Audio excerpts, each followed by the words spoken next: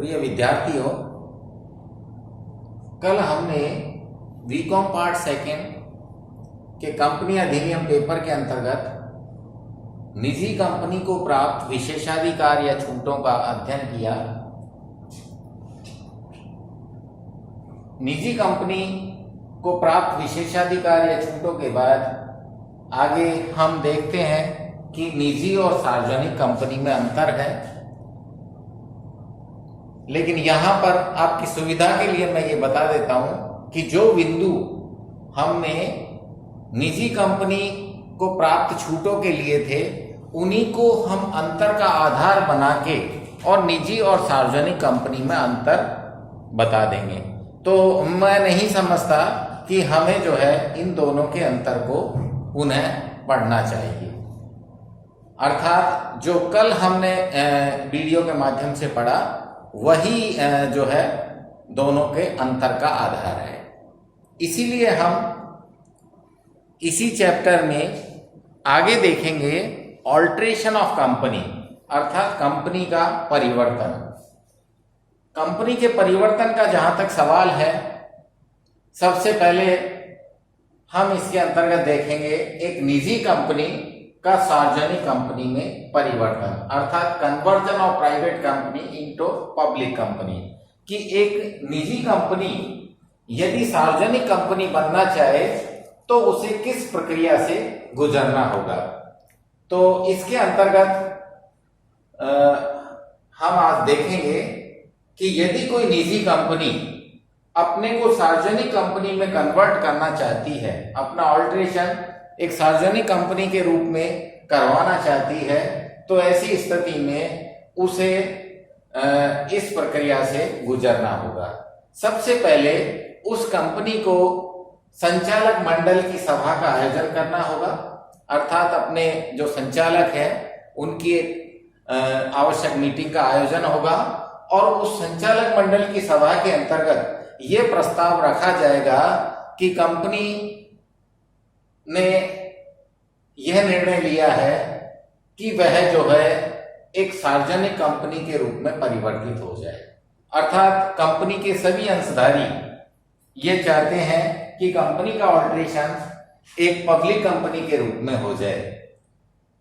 तो सबसे पहले इसके लिए जो कदम हमें उठाना पड़ेगा वो है संचालक मंडल की सभा का आयोजन और संचालकों द्वारा उसमें कंपनी के ऑल्ट्रेशन का प्रस्ताव पारित करना कि कंपनी निजी से सार्वजनिक के रूप में परिवर्तित होना चाहती है। संचालक मंडल की सभा में हमें अंशधारियों की साधारण सभा के आयोजन का निर्णय भी लेना होता है। तो इसका जो अगला बिंदु होगा साधारण सभा का आयोजन। और साधारण सभा के आयोजन के लिए हमें क्या करना होगा कि सभी अंशधारियों को संचालक मंडल के निर्णय से अवगत कराते हुए उनको साधारण सभा की सूचना प्रेषित करनी होगी कि कंपनी ने एक साधारण सभा का आयोजन करना तय किया है। और उस सूचना के साथ उसे अपना एजेंडा जो कंपनी की जो उस सभा की कार्यवाही है, उस कार्यवाही को भी सबमिट करना होगा। और उसका जो प्रमुख एजेंडा है वो है कि कंपनी का निजी से सार्वजनिक कंपनी में किस तरह से परिवर्तन किया जाए। तो प्रिय विद्यार्थियों, साधारण सभा का आयोजन किया जाएगा। साधारण सभा में सभी सदस्य एक मत से यह निर्णय लेंगे कि कंपनी को जो है सार्वजनिक कंपनी में परिवर्तित कर दिया जाए। तो इसके लिए साधारण जो सभा है उसके अंतर्गत सभी अंशधारी मिलकर, जो तीसरा बिंदु आ जाता है, एक संकल्प पारित करेंगे। अगर संकल्प शब्द आपको थोड़ा सा अटपटा लगे तो आप इसे प्रस्ताव पारित करना भी कह सकते हैं। तो उस साधारण सभा में एक प्रस्ताव पारित किया जाएगा कि कंपनी जो है सार्वजनिक कंपनी के रूप में परिवर्तित होना चाहती है।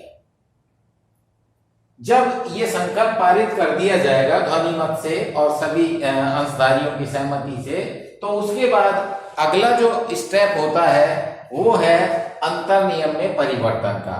फिर कंपनी को क्या करना होगा कि अपना जो निजी कंपनी का अंतर नियम है, जो उसे धारा 2 उपधारा 68 की छूटें और विशेषाधिकार देता था, उन छूटों और विशेषाधिकारों पर उसे प्रतिबंध लगाना पड़ेगा, उसे उन चीजों को निषेध करना होगा।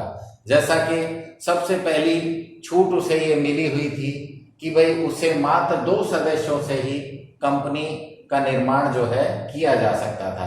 अब चूंकि आप सार्वजनिक कंपनी में उस कंपनी को परिवर्तित करना चाह रहे हैं, तो ऐसी दशा में सार्वजनिक कंपनी के सदस्यों की संख्या न्यूनतम 7 होती है। तो सबसे पहले उन्हें अपनी सदस्य संख्या को 7 करना पड़ेगा।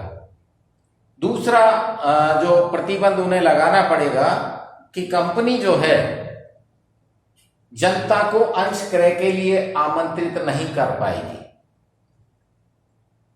सॉरी, धारा 268 के जो प्रावधान और छूट है, जिसके अंतर्गत कुछ रिस्ट्रिक्शंस थी, उन रिस्ट्रिक्शंस को हम हटाने की बात करेंगे यहाँ पर, क्योंकि जब वो सार्वजनिक कंपनी हो जाएगी तो ऐसी दशा में उसको जो मिलने वाली छूटें हैं वो उसे छूटें नहीं मिलेंगी। साथ ही उसे अपने जो अंतर नियम में जो प्रतिबंध उसने लगा रखे थे, उन प्रतिबंधों से उसे मुक्ति मिल जाएगी। अर्थात जब वो कंपनी निजी से सार्वजनिक बन जाएगी तो वो जनता को अंश क्रय के लिए आमंत्रित कर सकेगी। इसी तरह से जैसा कि एक निजी कंपनी के जो सदस्य हैं वो स्वतंत्र रूप से अपने अंशों का हस्तांतरण नहीं कर पाते हैं, क्योंकि वो अंतर नियम द्वारा प्रतिबंध रखती है। तो जब वो सार्वजनिक कंपनी में परिवर्तन होगी तो उसे अपने अंतर नियम में ये भी प्रावधान करना होगा कि वो जो है या उसके जो कंपनी के जो सदस्य हैं सार्वजनिक कंपनी बनने के बाद अपने अंशों का स्वतंत्रता पूर्वक हस्तांतरण कर सकेंगे।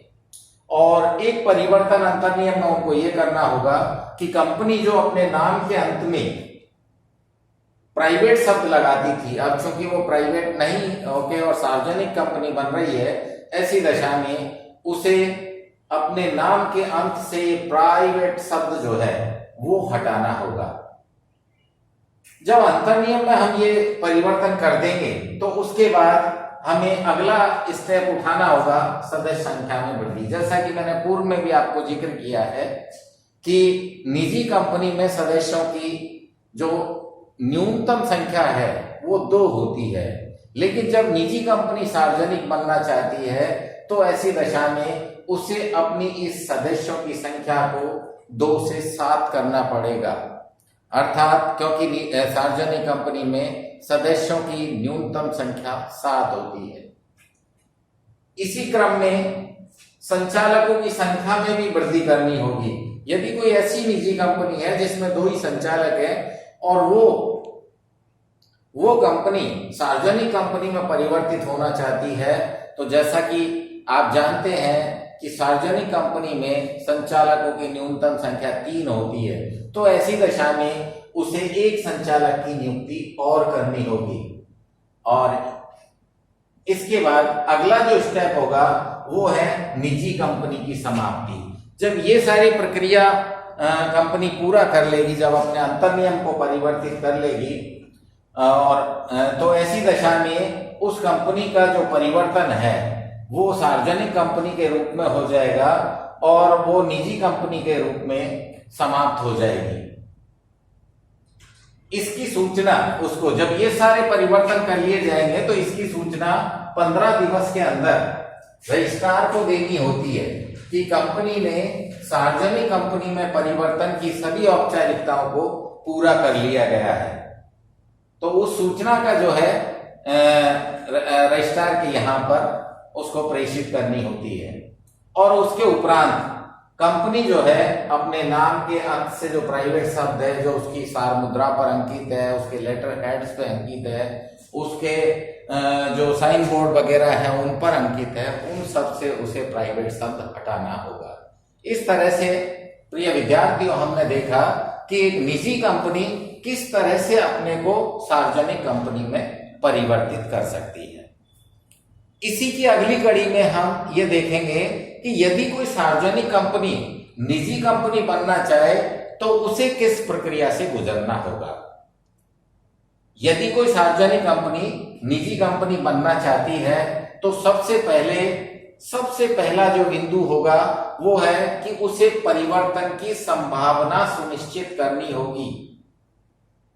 परिवर्तन की संभावना के अंतर्गत उसे क्या देखना होगा कि जैसा कि आपने पढ़ा कि एक निजी कंपनी के सदस्यों की अधिकतम संख्या 200 हो सकती है, तो उसे सबसे पहले यह देखना पड़ेगा कि जब वो सार्वजनिक कंपनी को निजी कंपनी में परिवर्तित करना चाहते हैं तो ऐसी दशा में उसके सदस्यों की जो संख्या है वो 200 से अधिक तो नहीं है। अगर अधिक है तो ऐसी दशा में उन्हें अपनी सदस्य संख्या को 200 करना होगा। तो सबसे पहला काम परिवर्तन की संभावना सुनिश्चित करना, जो इस बात पर निर्भर करेगा कि उसकी सदस्यों की अधिकतम जो संख्या है वो 200 से अधिक न हो। दूसरा बिंदु, जब ये परिवर्तन की संभावना सुनिश्चित हो जाती है उसके उपरांत संचालक मंडल की सभा बुलाई जाती है, सभा का आयोजन किया जाता है। सभा में ये बहुमत से संचालक ये फैसला लेते हैं कि कंपनी ने एक निजी कंपनी के रूप में परिवर्तित होने का निर्णय लिया है। जब संचालक मंडल की सभा बुला ली जाती है उसके बाद कंपनी के सदस्यों की सभा बुलाई जाती है, अंशधारियों की साधारण सभा का आयोजन किया जाता है और उस साधारण सभा के अंतर्गत ध्वनिमत से संकल्प पारित किया जाएगा कि कंपनी अब सार्वजनिक कंपनी से निजी कंपनी के रूप में परिवर्तित होना चाहती है। उसके उपरांत जब ये संकल्प पारित कर लिया जाएगा तो इस संकल्प की प्रति को उन्हें अधिकरण को भेजना पड़ेगा। यहां पर थोड़ा सा ध्यान देने वाली बात यह है प्रिय विद्यार्थियों कि यदि अधिकरण नहीं है तो ऐसी दशा में उसे इस संकल्प पत्र को अनुमोदन के लिए केंद्र सरकार के पास भेजना होता है। वहीं से अर्थात एक सार्वजनिक कंपनी तब तक अपने को निजी कंपनी के रूप में परिवर्तित नहीं कर सकती जब तक कि वह अधिकरण या केंद्र सरकार से इस बाबत अनुमति नहीं ले लेती है। इसके उपरांत सार्वजनिक कंपनी का अस्तित्व समाप्त। जैसे ही अधिकरण उस कंपनी के परिवर्तन का अनुमोदन कर देता है अर्थात वह उसे सार्वजनिक से निजी कंपनी में परिवर्तित होने की अप्रूवल दे देता है, स्वीकृति दे देता है, तो सार्वजनिक कंपनी का स्वतः ही अस्तित्व समाप्त हो जाता है और स्वतः ही अस्तित्व समाप्त होने के उपरांत उसे अपने अंतर्नियम में परिवर्तन करना होता है। और अंतर्नियम में जैसा कि पूर्व में भी मैंने आपको बताया है कि अब उसे क्या परिवर्तन करना होगा कि सार्वजनिक कंपनी के रूप में जब उसे जनता को अंशक्रय के लिए आमंत्रित करने की छूट थी उसको प्रतिबंधित करना पड़ेगा। सार्वजनिक कंपनी के रूप में उसके सदस्य स्वतंत्रता पूर्वक अंशों का हस्तांतरण कर सकते थे, उसको प्रतिबंधित करना पड़ेगा। सदस्यों की जो अधिकतम संख्या है जो अनलिमिटेड हो सकती थी सार्वजनिक कंपनी के रूप में, उसे 200 तक प्रतिबंधित करना पड़ेगा और अपने नाम के अंत में उसे प्राइवेट लिमिटेड शब्द लगाना होगा। इसके उपरांत अंतर्नियम, जो परिवर्तित अंतर्नियम है, उस परिवर्तित अंतर्नियम को उसे रजिस्ट्रार को भेजना होगा कि कंपनी ने जो है सार्वजनिक कंपनी से निजी कंपनी के रूप में परिवर्तित होने की सभी तैयारियां कर ली हैं। जब रजिस्ट्रार संतुष्ट हो जाता है तो ऐसी दशा में फिर कंपनी को वह इसकी सूचना भेज देता है और कंपनी अपने नाम के साथ प्राइवेट शब्द लगाना शुरू कर देती है। क्योंकि जब सार्वजनिक कंपनी थी तो उसके नाम के अंत में पीवीटी लिमिटेड, जो प्राइवेट लिमिटेड शब्द लगाया जाता है, वो नहीं लगा होता है। लेकिन जब वो निजी कंपनी में कन्वर्ट हो रही है तो ऐसी दशा में उसे अपने नाम के अंत में ये प्राइवेट शब्द जो है वो जोड़ना होगा। नेक्स्ट जो स्टेप उठाना पड़ेगा, अंशों को असूचीबद्ध करना। जब वो सार्वजनिक कंपनी थी तो यदि वो किसी स्टॉक एक्सचेंज से सूचीबद्ध थी तो ऐसी दशा में उन स्टॉक एक्सचेंज को सूचित करके कि अब वो कंपनी निजी कंपनी के रूप में परिवर्तित हो गई है, तो उसे अपने अंशों को उस संबंधित स्टॉक एक्सचेंज में असूचीबद्ध करना होगा, अर्थात वहां से अपना नाम कटाना होगा। और अंत में जो है नाम परिवर्तन की सूचना को सार्वजनिक करना, फिर उसे अपना जो उसने परिवर्तन किया है वो एक निजी कंपनी बन गई है, तो इसकी सूचना को उसे प्रकाशित करना पड़ेगा। नाम परिवर्तन का जो है जैसे अपने लेटर हेड पे, अपने साइन बोर्ड पे, अपनी सार मुद्रा पे वो सारा परिवर्तन करना पड़ेगा। और यहाँ तक कि उसे किसी प्रचलित अखबार में ये सूचना भी प्रकाशित करनी होगी कि कंपनी ने अपना परिवर्तन निजी कंपनी के रूप में करा लिया है और अब उसका नाम निम्नानुसार है। तो इस तरह से आज आपने देखा कि किस तरह से कंपनियों का ऑल्ट्रेशन किया जाता है। निजी से सार्वजनिक कंपनी बनना चाहे तो क्या प्रक्रिया है, और सार्वजनिक से निजी बनना चाहे तो क्या प्रक्रिया है। प्रिय विद्यार्थियों, इसी के साथ आज ये वीडियो समाप्त।